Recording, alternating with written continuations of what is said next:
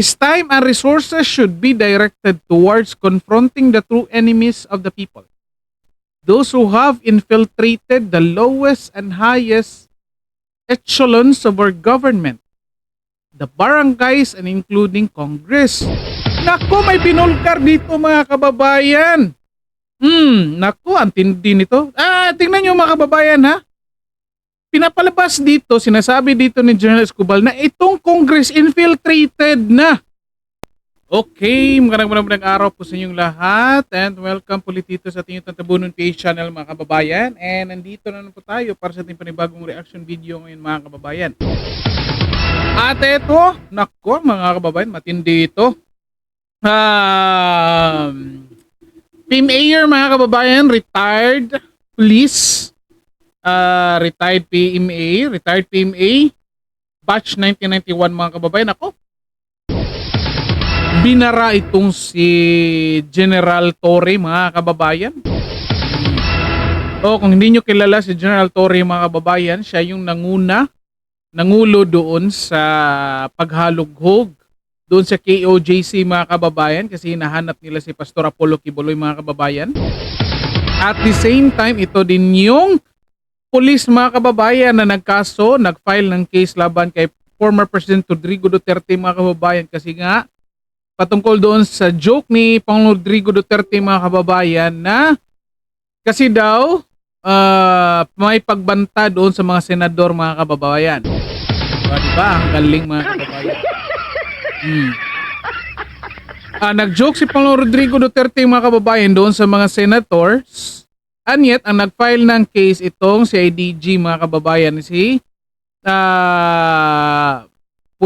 Police General Torre mga kababayan. Diba? Senator na pala ngayon si General Torre mga kababayan. Anong sabi ng NBI? Na si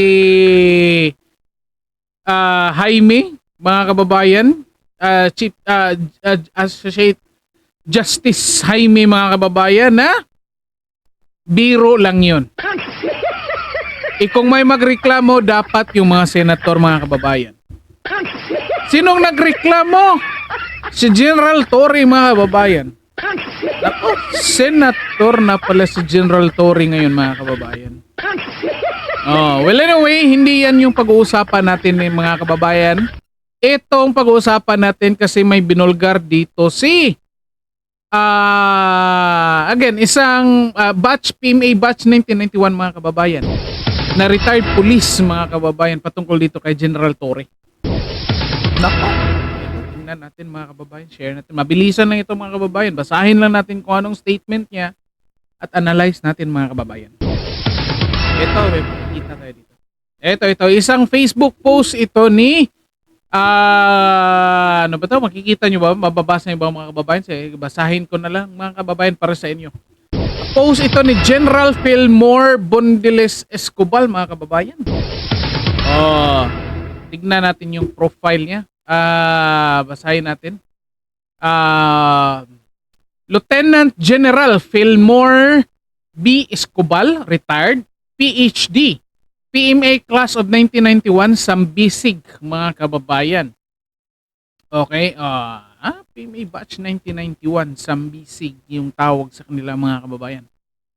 Okay, ito basahin natin. Anong statement niya patungkol dito kay General Torre mga kababayan? As a senior police officer, sorry mga sorry, nagkabali-bali yung dila natin mga kababayan. As a senior police officer nearing retirement on March 11, 2026, Police Major General Torre's actions expose a troubling ambition that is undermining the political capital of his superiors mga kababayan. Imagine yun, troubling ambisyon.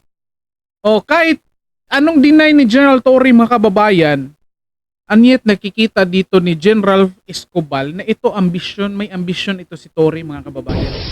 And of course, kahit sinong tatanungin mga kababayan, kahit i-deny na ni General Torre na hindi siya inutusan, and yet the fact na nag-decide siya na mag-aksyon ng kanyang sarili mga kababayan, ito masasabi natin na talagang may ambisyon itong si General Torre mga kababayan. Ah? Ito nga, ito. Papatuloy na. Despite claiming to act without direct orders from higher authorities, he continues to initiate police operations designed to please his political masters mga kababayan. Edi, tama Okay nga, kahit anong deny niya, yung ginagawa niya is to please his political masters mga kababayan. Di ba?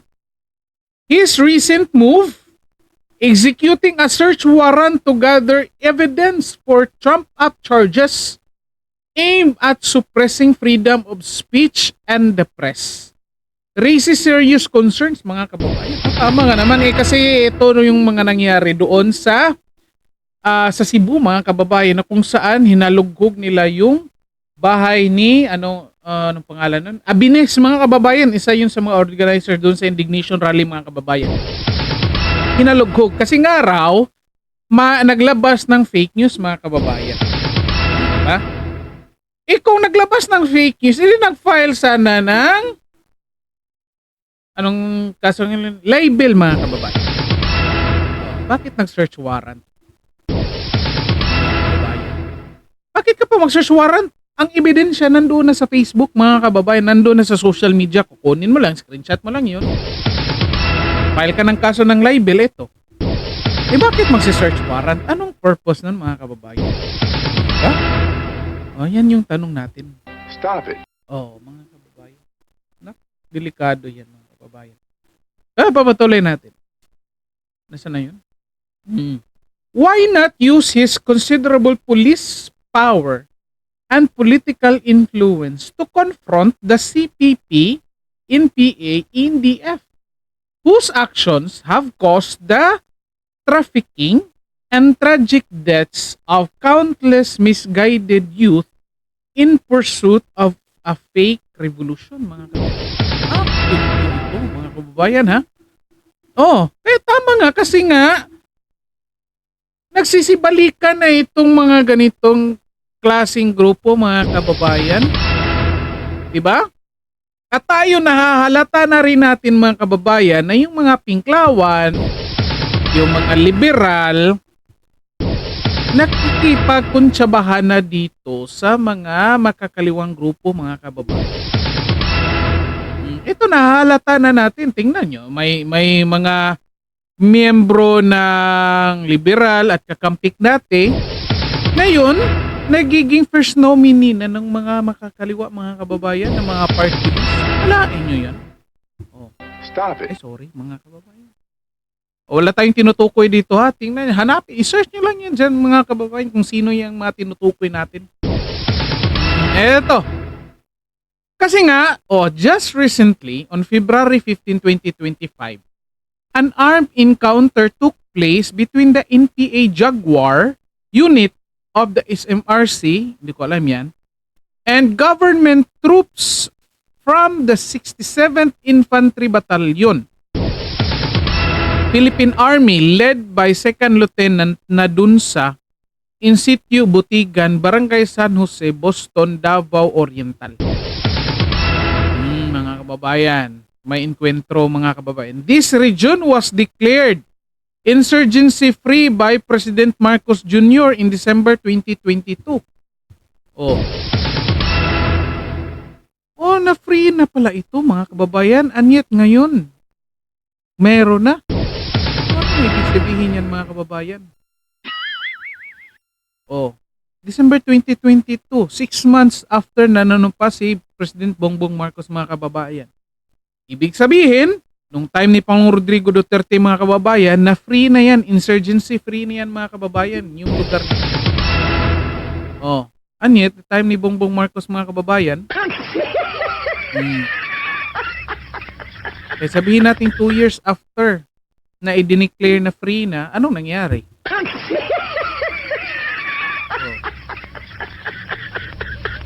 Is General Torre not aware that the presence of CPP in PNDF forces suggests that a legal front mass organization has resurfaced.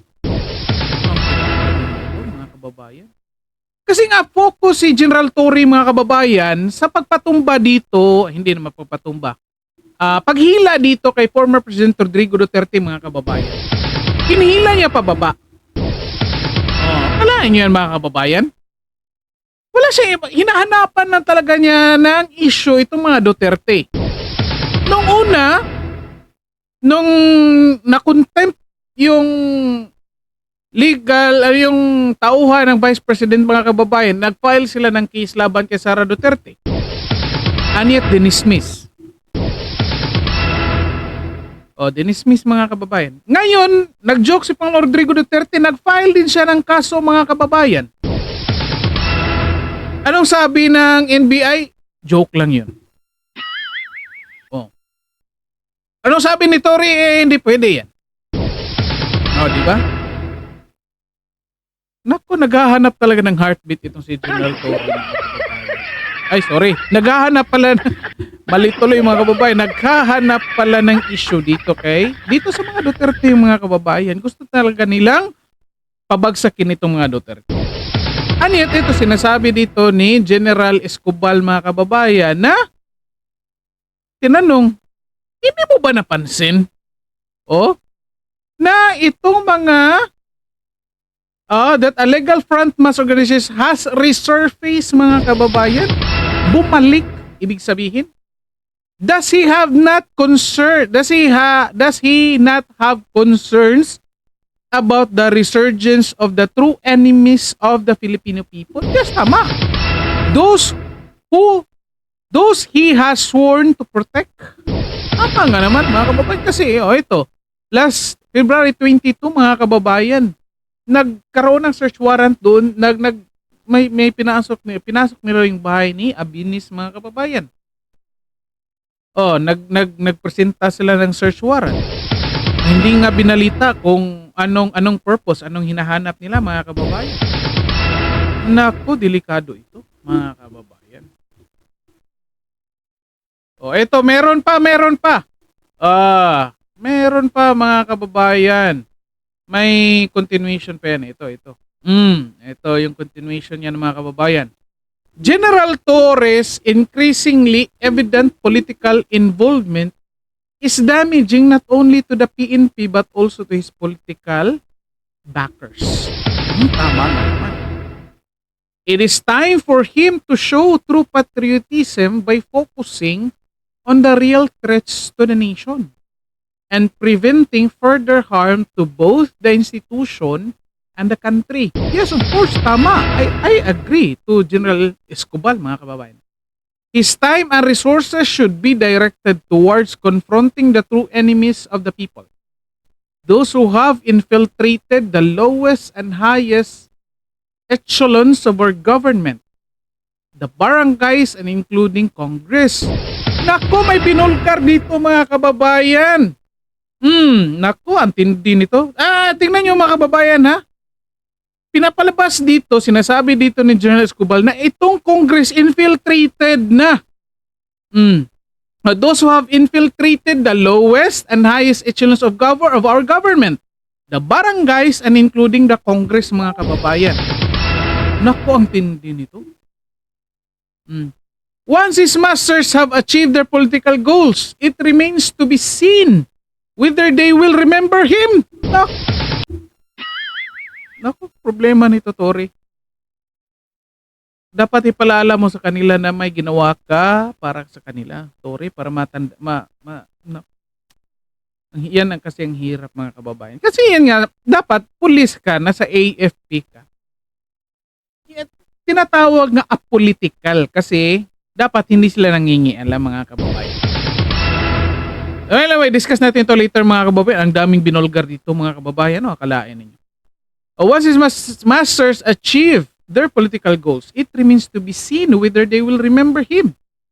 He is simply a tool. They will use and discard once they have what they want. His position of power is temporary. Hmm. What will be etched? Etched? Tama ba? Sorry. Tama. Parang preciso. Hindi ko alam yung word, mga kababayan. Ang hirap naman ito. Ginamitan siguro to ni Sir ng ChatGPT. Hindi ko lang alam. Ang lalim ng word, mga kababayan. What will be etched forever is how he will be remembered. Does he really want to be remembered as a symbol of oppression? Ang tindi. Mga kababayan, ang tindi ng statement dito. Ang daming binulgar dito. Hindi nga lang binulgar directly, mga kababayan. Yet sinasabi dito na, may alam itong general na ito. General Escobar, may alam ito. Ito, pag-usapan natin, mga kababayan. Kasi nga, kung napapansin nyo, mga kababayan, again ha, tignan ninyo ito ha. Balikan natin yung sa KOGC, mga kababayan. Kailan yun? Last year lang yun. Hinanap nila si Pastor Apollo Quiboloy, mga kababayan. Kahit sabihin natin wanted si Pastor Apollo Quiboloy, mga kababayan. Pastor Apollo Quiboloy is only one individual, mga kababayan. At kung titingnan natin sa lahat ng mga wanted, mga kababayan, compare natin yung effort ng ginawa ng mga pulis doon sa paghanap ng ibang wanted, mga kababayan. The same effort ba ang ginawa nila, mga kababayan? Kasi ang daming listahan ng wanted dito sa Pilipinas, yet hindi naman the same yung effort. Yung paghahanap, mga kababayan, sinasabi ko, at the same time, yung police power na ibinigay, mga kababayan. Tingnan ninyo doon sa KOJC, ilang pulis yun? Ilang pulis yun? Compare doon sa ibang mga wanted na hinahanap, mga kababayan. Then kahit balikan natin yung time ni Marwan, mga kababayan, doon sa Mama sa Pano, ilang pulis lang yun? Ilang lang yun? SAF yung ipinadala. Yung iba nga, nandun lang sa daan, mga kababayan. Nagiging lookout lang. And yet, nung time ni Pastor, hindi ko sinasabi na walang kasalanan si Pastor Apollo Quiboloy, mga kababayan. Kasi ongoing pa yung kaso. Yun nga din yung isang issue dito. Wala pang napatunayan, hindi pa guilty yung tao, akusado pa lang, yet grabe na yung effort nila. So pinapakita doon, well, ako, in fairness doon kay General Torres, sinasabi ko pa nga, ginagawa lang ng pulis yung trabaho niya. And yet, nung sumunod, mga kababayan, ako, lalo nang yung nangyari doon kay Zulaika Lopez, mga kababayan, na grupo nila ni Tory, mga kababayan, yung mga grupo ng pulis, yung nag-file ng kaso against Sara Duterte, mga kababayan. Doon na, nasabi ko na hindi na tama yun. Kasi kung titignan natin, mga kababayan, kung may mag-rally-rally man dyan, yung iba, binabato yung pulis, hinahampas ng kahit ng hindi man lang pumapalag yan. Hinuhuli yung ibang then pinapakawalan. Yet, tingnan nyo yung video doon sa Congress ni Sara Duterte. Tinapik lang, nag-file ka ng kaso kasi may body contact. Tingnan nyo, wala. Yan na. Then, yung panghuli, nag-joke si Pangulong Rodrigo Duterte, mga kababayan, doon sa mga senators na klarong-klarong joke naman, mga kababayan. And yet, sino nag-file ng kaso? Si General Torre din, mga kababayan. Akalain nyo yan. Ano yung sinasabi niya, walang nag-direct sa kanya, walang nag-utos. So, pinapakita dito na nagpapasikat ito doon sa kanyang mga political masters, mga kababayan. Yung nga sinasabi ni General Escobar na nagpapagamit siya dito. Na sigurado namang makakalimutan siya once nakuha na yung gusto ng mga political masters niya. At once wala na siyang silbi, makakalimutan yan, mga kababayan. Okay? Yun nga, pangalawa, mga kababayan. Hindi naman siya talagang tinutukoy doon sa joke ni Pangulong Rodrigo Duterte. Yet siya yung nag-file ng kaso, mga kababayan. Then, yung sa Cebu issue, mga kababayan, naglabas siya ng search warrant.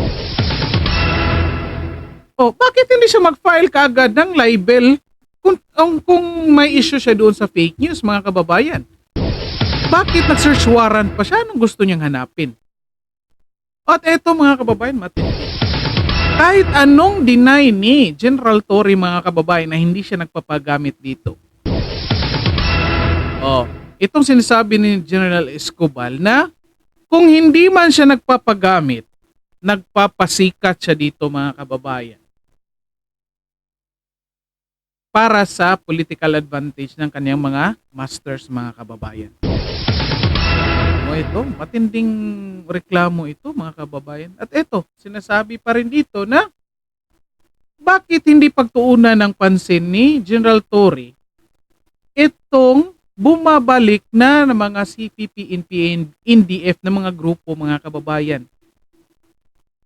Kasi bumabalik na sila sa lugar na kung saan dineclare ng insurgency free na, mga kababayan. Ibig sabihin, lumalakas ulit yung puwersa nito. Di ba? Kung gusto mo talagang kalabanin yung tunay na kalaban ng mamamayan, ng mga tao, di kunin mo, magbuo ka ulit ng gaano karaming pulis katulad ng pinadala mo doon sa KOGC compound at salakayin yung mga CPP, NPA, mga kababayan. Diba? Anyat matindi yung binulgar dito ni General Escobar, mga kababayan, na hindi lang sa barangay nandoon ang mga miyembro ng CPP, NPA, NDF, mga kababayan. Pati na sa Congress ang tinutulungan. Anyat walang pakialam si Torre niyan. Gusto lang niya mag-file ng kaso laban sa mga Duterte at sa mga taong pumupuna sa kaniyang mga ginagawa, mga lain yan. Diba? Anong klaseng pulis ka? Ang problema nito, mga kababayan, matatandaan ito ng lahat ng tao.